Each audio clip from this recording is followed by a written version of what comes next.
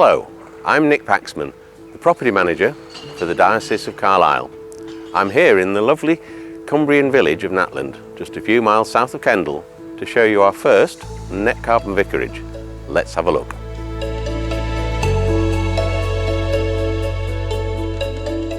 The diocese only bought this house 5 months ago. Why? Well, the old Victorian vicarage in the village, though charming to look at, was very expensive for us to maintain, and more importantly, expensive for our vicar to heat.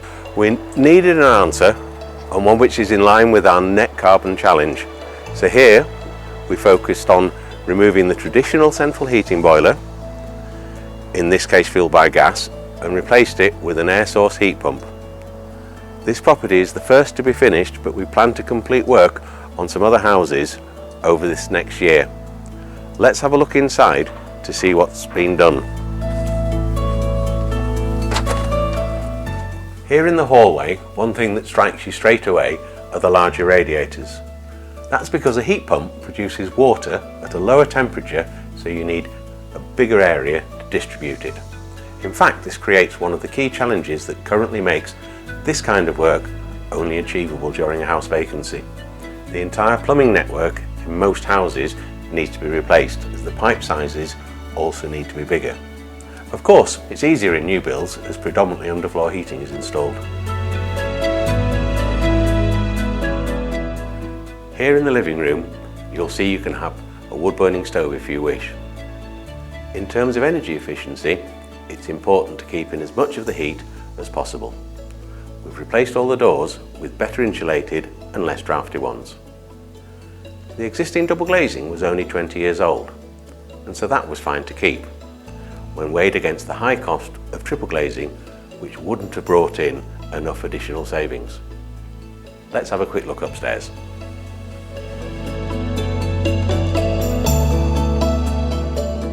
Now, on the face of it, a bedroom is a bedroom, but we've completed a lot of work up here too.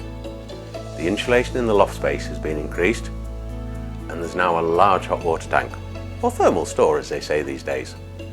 The heating and hot water systems are both pressurised, the red and white tanks in here.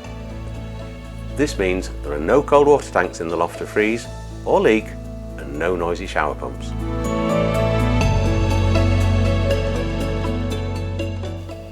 Just a couple of pointers in the bathroom. A heated towel rail means you don't need to cover up the radiators, and as mentioned on the hot water system, there's no need for electric showers.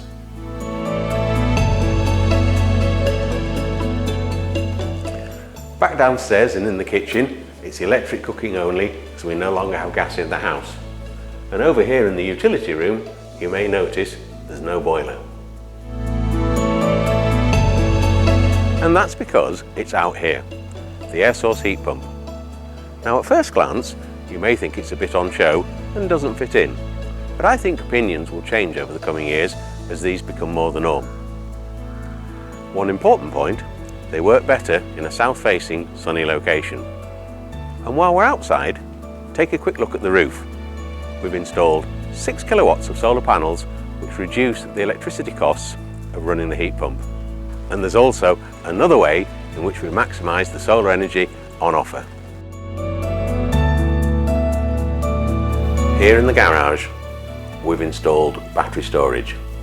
In theory, the solar panels alone will cover about a third of your energy bill, but with the battery storage this doubles to about 60%. In addition, you can sign up your electricity supply to providers who will pay you for the surplus power you generate throughout the summer months.